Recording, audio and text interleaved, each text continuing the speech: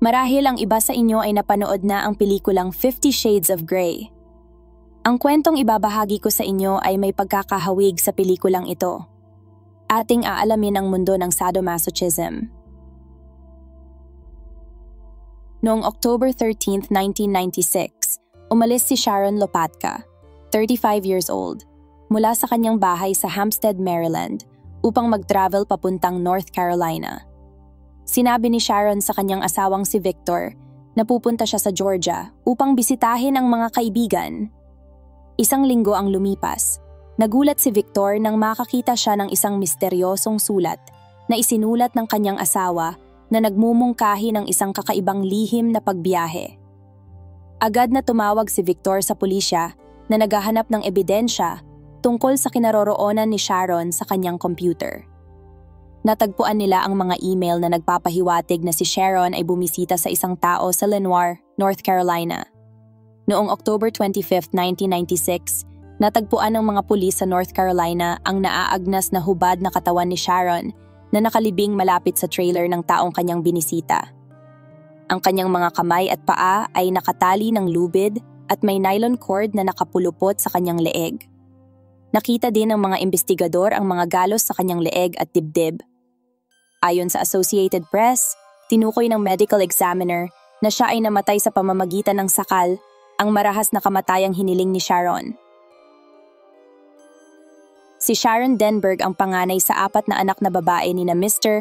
at Mrs. Abraham J. Denberg. Ipinanganak siya noong 1961 at nakatira ang pamilya sa isang suburb ng Baltimore, Maryland.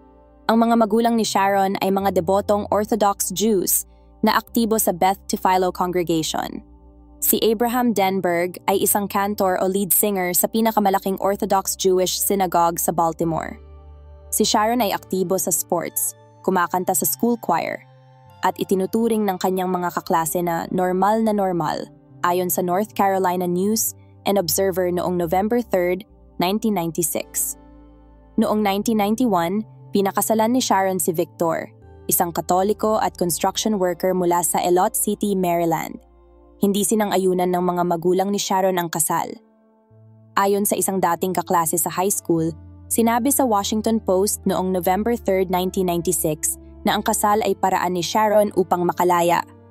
Lumipat si Sharon kasama ang kanyang asawa sa isang maliit na ranch-style na bahay sa Hampstead, Maryland. Noong early 1990s, wala pa silang anak. Nagsimula si Sharon ng ilang maliit na negosyo sa internet mula sa kanilang bahay upang kumita ng dagdag na pera. Sa kanyang negosyo na Classified Concepts, nire-rewrite niya ang ad copy para sa mga advertisers sa halagang $50 kada ad. Nagpatakbo rin siya ng ilang iba pang websites kung saan nagbebenta siya ng psychic readings at payo. Sa mga sites na ito, nagpo-post din si Sharon ng mga ads para sa iba pang serbisyo gamit ang 1-900 number kung saan kumikita siya ng porsyento ng kita. Isa pang paraan kung paano siya kumita ay sa pamamagitan ng nag-advertise ng pornographic na video, mga video sa ilalim ng pseudonym na si Nancy Carlson. Si Sharon ay nagbebenta ng mga video ng walang malay na kababaihan habang nasa intimate moment. Ayon sa Augusta Chronicle noong ika-4 ng Nobyembre 1996, isang page mula sa kanyang ad noong October 1, 1996, ang nagsabi na kakagawa lang niya ng isang video ng mga aktwal na kababaihan na payag at ayaw na ma-knockout sa droga sa ilalim ng hypnosis at chloroformed. Si Sharon ay umabot pa sa pag-advertise ng kanyang sariling kasuotan sa online na kung saan ibinebenta niya sa interesadong bumili ang kanyang gamit na underwear. Walang pag-aalinlangan si Sharon tungkol sa pag-advertise at pagbebenta ng mga produkto na makakaakit sa mga may sexual fantasy. Ginamit ni Sharon ang internet para sa iba't ibang layunin tulad ng pagkuha ng mga ideya sa negosyo at pagkita ng pera. Gayunpaman, ginamit din niya ito upang makipag-ugnayan sa mas maraming tao na may kapareho niyang may hindi pangkaraniwang interes. Siya ay nakipagsapalaran din sa mga pornographic chatroom na kung saan hayagang pinag-uusapan ng mga subscriber ang kanilang mga interes sa necrophilia, fetishes at sadomasochism. Gumamit siya ng maraming pseudonym at iba't ibang persona sa kanyang mga mensahe sa internet. Ang mga maskarang ito ay nagbigay sa kanya ng anonymity at kalayaan na ituloy ang kanyang hindi pangkaraniwang mga pantasya. Ayon sa Washington Post noong November 3, 1996, nabanggit sa isang mensahe ni Sharon na siya ay nabibighani sa mga kakaibang interes. Isa sa mga nakasaad sa mensaheng ipinost ni Sharon ay nabibighani siya sa pagpapahirap hanggang sa mamatay. Isang aktivista na nagngangalang Tanith na madalas bumisita sa mga site ang nagsabi sa Washington Post na siya ay nabahala sa mga kakaibang mensahe ni Sharon. Sinubukan siyang pigilan ni Tanith, ngunit tumanggi si Sharon. Sumagot si Sharon na, "Gusto ko ng totohanan, hindi ko hinihingi na pangaralan mo ako." Nalaman ni Tanith na maraming tumugon sa mga mensahe ni Sharon na nag-aalok na tuparin ang kanyang pantasya. Karamihan ay umatras nang matuklasan nilang seryoso ang mga kahilingan ni Sharon, ngunit may isang lalaki na handang ibigay kay Sharon ang eksaktong gusto niya. Si Robert Bobby Frederick Glass ay isang 45 years old na computer analyst na nagtrabaho para sa gobyerno ng Catawba County, North Carolina. Ayon sa Washington Post, si Bobby ay isang produktibong manggagawa na responsable sa pagprogram ng mga tax rolls at pagsubaybay sa konsumo ng gas ng mga sasakyan ng county. Nagtrabaho siya sa Catawba County ng halos 16 years. Si Bobby ay isang computer enthusiast ayon kay Sherry, ang kanyang asawa sa loob ng 14 years. Ngunit sa isang panayam sa Washington Post, sinabi ni Sherry na mas may passion si Bobby sa kanyang hard drive kaysa sa kanilang kasal. Noong May 1996, naghiwalay sina Bobby at Sherry. Pagkatapos nito, lumipat si Sherry mula sa kanilang tahanan kasama ang kanilang 3 anak. 2 anak na babae na may edad 10 at 7 at isang anak na lalaki na 6 years old. Ayon kay Sherry, maaaring hindi lang kakulangan ng pagmamahal ang dahilan ng kanilang paghihiwalay. May iba pang mga problema sa kanilang pagsasama na hindi alam ng marami. Si Bobby ay gumugol ng maraming oras sa pag-type sa kanyang computer at kalaunan ay naging kahina-hinala para kay Sherry. Isang araw, nag-login siya at nakakita ng mga nakakabahalang email na nakasave sa hard disk. Ang mga mensaheng ito na ipinost sa ilalim ng mga pseudonym na Toyman at Slowhand ay nagbigay ng takot sa kanya dahil sa kanilang marahas at nakakabahalang nilalaman. Isang gabi pagkatapos ng hapunan, hinarap ni Sherry ang kanyang asawa. Sinabi ni Sherry na namutla ang mukha ni Bobby. Napagtanto niya na may bahagi ng kanyang asawa na hindi niya kilala. Sa kabila ng nakakabahalang pagtuklas na ito, inalala ni Sherry si Bobby bilang isang karaniwang kaaya-aya, masipag at magiliw na tao. Noong August 1996, sina Bobby at Sharon ay nagkakilala habang bumibisita sa iba't ibang sexually oriented na internet chat room.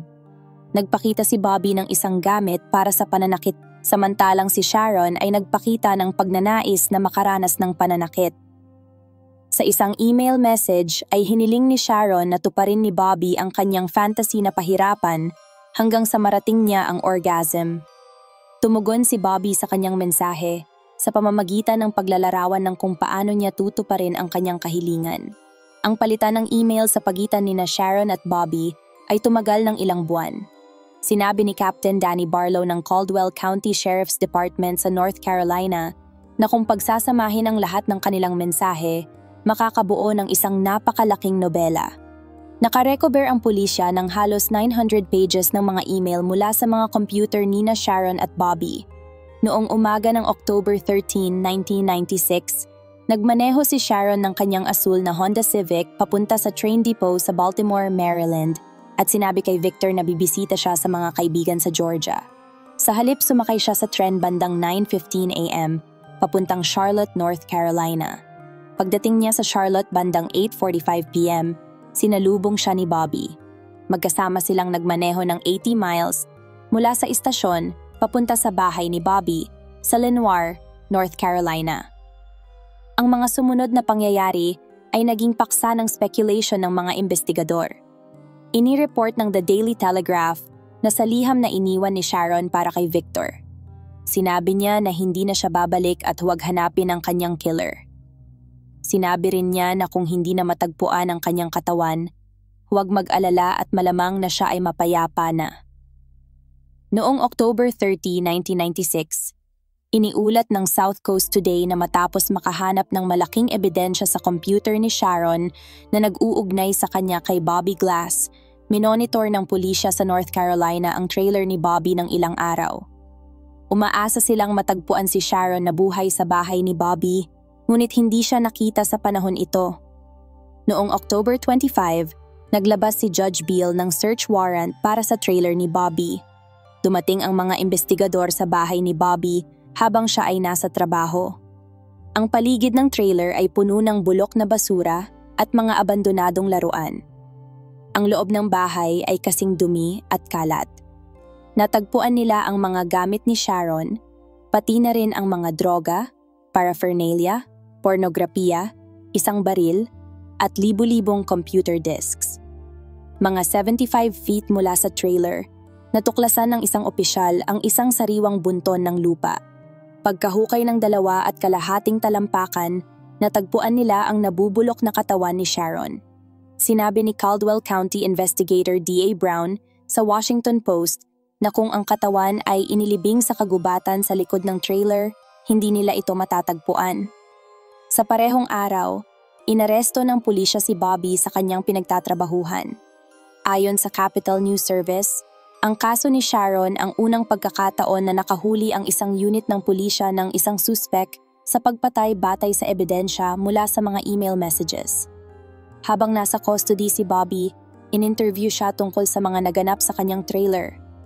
Sinabi niya sa mga investigador na sa loob ng ilang araw siya at si Sharon ay ginawa ang kanilang marahas na sexual fantasy. Inamin niya na kusang loob ni Sharon na pinahintulutan siyang itali ng lubid ang leeg nito habang siya ay nasa climax ng pakikipagtalik, ngunit aksidenteng nasakal. Kalaunan ay binanggit ni Bobby na nagsasabing, "Hindi ko alam kung gaano ko hinila ang lubid at hindi ko gustong patayin siya ngunit siya ay namatay." Ang bangkay ni Sharon ay ipinadala kay Dr. John, ang North Carolina's Chief Medical Examiner. Sa resulta ng autopsy ay nakasaad ang sanhi ng kamatayan bilang pagkakasakal. Ang ibang mga pagsusuri ay nagpakita ng ilang hindi tiyak na katibayan ng sexual na pagpapahirap o mutilation butts o ang pagtanggal sa genitalia. Naniniwala ang mga investigador na si Sharon ay namatay 3 days matapos niyang dumating sa North Carolina. Sa isang panayam sa Associated Press noong November 1, sinabi ni Neil Beach na sinusuportahan ng autopsy report ang pahayag ng kanyang kliyente na aksidente ang pagkamatay. Mahirap paniwalaan na ang babae ay pinahirapan ng 3 days kung walang indikasyon nito ang medical examiner ng North Carolina. Mas madaling maintindihan na nagkaroon ng aksidente sa panahon ng sexual activity kaysa isipin na ang lalaki ay isang cold-blooded killer, ayon kay Beach. Ang mga affidavit ng search warrant na inilabas ng pulisya ay nagsasaad na si Sharon ay nagpunta kay Bobby upang siya ay pahirapan at patayin. Itinuturing ni Captain Danny Barlow na ang pagkamatay sa ganitong mga pangyayari ay sinadya at hindi aksidente. Ayon sa mga pulis, ang mga email na isinulat sa ilalim ng pseudonym na Slow Hand na nagdedetalye kung paano niya papatayin si Sharon ay nagbigay ng karagdagang ebidensya na ang pagkamatay ay pinagplanuhan. Si Bobby ay kinasuhan ng first-degree murder at ikinulong ng walang piyansa sa Caldwell County Jail noong October 26. Naglabas si Superior Court Judge Beverly T. Beal ng gag order sa mga direktang sangkot sa kaso. Sa kabila ng court order, nakakuha ang media ng sapat na impormasyon upang gawing sensational ang kaso ni Sharon. Karamihan sa mga balita ay nakatuon sa mga panganib ng paggamit ng internet. Ang pagkamatay ni Sharon ay nagdulot ng mga debate at talakayan sa buong mundo. Marami ang nanawagan ng censorship sa internet upang maiwasan ang ganitong mga insidente at protektahan ang mga bata. Sa kabilang banda, ang mga anti-censorship activists ay nagsabing ang internet ay isang kapaki-pakinabang na kasangkapan na nagpapahintulot sa mga tao na malayang magpahayag ng kanilang mga ideya, kaisipan, at pananaw sa isang bukas na forum, madalas nang hindi nagpapakilala. Ang imposter phenomenon ay isang termino na ginagamit upang ilarawan ang kakayahang magtago sa likod ng iba't ibang personalidad na nagpapahintulot sa isang tao na magsalita at kumilos ng malaya na may kaunti o walang consequences. Ang phenomenon na ito ay particular na laganap sa internet, kung saan ang mga gumagamit ay maaaring magpahayag ng kanilang sarili ng malaya at hindi nagpapakilala sa mga online chatrooms at news groups. Ang pagkamatay ni Sharon at ang publisidad na nakapalibot sa kaso ay nagdulot ng mas mataas na interes sa pag-unawa sa mga deviant sexual behaviors, lalo na ang sadism, masochism, at ang paggamit ng asphyxia sa panahon ng pakikipagtalik. Ang psychologist na si Richard von Krafft-Ebing ang unang gumamit ng mga terminong sadist at masochist upang ilarawan ang mga gawi kung saan ang sexual na kasiyahan ay nakakamit sa pamamagitan ng pananakit o pagtanggap ng sakit. Ayon sa American Psychiatric Association, humigit kumulang 250 ang namamatay bawat taon sa Estados Unidos na may kinalaman sa pagkakasakal o chokehold sa panahon ng sexual activity. Ang malaking bahagi ng mga pagkamatay na ito ay naganap sa panahon ng autoerotic asphyxiation, kung saan ang isang tao ay naglilimita ng kanyang sariling oxygen habang nagmamasturbate o naglalaro ng mag-isa. Ayon kay Jay Wiseman ng Society for Human Sexuality, kakaunti lamang sa mga kasong ito na nagresulta sa pagkamatay dahil sa pagkakasakal o chokeholds ang may kinalaman sa sexual na laro kasama ang isang kapareha. Maraming teorya ang nagpapaliwanag kung bakit ang ilang tao ay nakikilahok sa deviant sexual behavior tulad ng sexual strangulation. Isang teorya ang nagsasabi na ang kakulangan ng normal na social sexual contact o trauma sa pagkabata ang nagiging sanhi ng ganitong mga gawain. Mayroon ding mga teorya na nakabatay sa psychological na sanhi ng deviant sexual behavior na nakatuon sa relasyon sa pagitan ng mga sexual na hormone at ng central nervous system. Sa kasalukuyan, walang ebidensya na nagpapakita na alinman kina Sharon o Bobby ay nagdusa mula sa trauma sa pagkabata, abnormal na karanasang sexual o hormonal dysfunction. Ang nagpapabukod-tangi sa kanilang kaso ay ang pagpasok ni Sharon sa relasyon na may malinaw na intensyon na mamatay. Kaya't si Sharon ay isang suicidal masochist. Gayunpaman, hindi siya ang una sa kasaysayan na humanap ng isang taong handang tuparin ang kahilingan na mamatay sa pamamagitan ng pagkakasakal para sa sexual na kasiyahan. Noong 1995, isinulat ni Knud Jørgensen ang tungkol sa kaso noong 1791 ng kompositor na si František Kocwara na humingi ng tulong sa isang prostitute sa London na si Susanna Hill para sa kanyang kakaibang kahilingan. Matapos bayaran si Hill ng 2 shilling, hiniling ni Kocwara na putulin ni Hill ang kanyang mga ari, ngunit tumanggi si Hill. Ngunit pinagbigyan sa kahilingang sakalin ng lubid. Ito ang unang dokumentadong kaso ng pagkamatay dahil sa sexual strangulation. Si Hill ay inaresto para sa pagpatay kay Kocwara, ngunit kalaunan ay napawalang sala nang malaman ng mga awtoridad na siya ay halos inosenteng saksi lamang. Hindi tulad ni Bobby Glass na naharap sa mga kaso ng first-degree murder para sa pagkamatay ni Sharon sa pamamagitan ng sexual strangulation, ang kaso ay kalaunan ay ibinaba sa voluntary manslaughter. Ang kaso laban kay Bobby Glass ay tumagal ng 3 years dahil sa ilang mga pagkaantala. Noong January 27, 2000, umamin si Bobby ng guilty sa voluntary manslaughter at 6 na bilang ng second-degree sexual exploitation. Ang huling mga kaso ay resulta ng pornographic material na natagpuan sa computer ni Bobby. Si Bobby ay sinentensiyahan ng 36 to 53 months sa bilangguan para sa manslaughter ni Sharon at 21 to 26 months para sa pagmamay-ari ng isang espesyal na uri ng pornografiya. Siya ay ipinadala sa Avery Mitchell Correctional Institution sa North Carolina. Noong February 20, 2002, 2 linggo bago ang kanyang paglaya, nagkaroon ng atake sa puso si Bobby Glass. Siya ay idineklarang patay bandang 1:30 a.m. sa Spruce Pine Community Hospital sa North Carolina.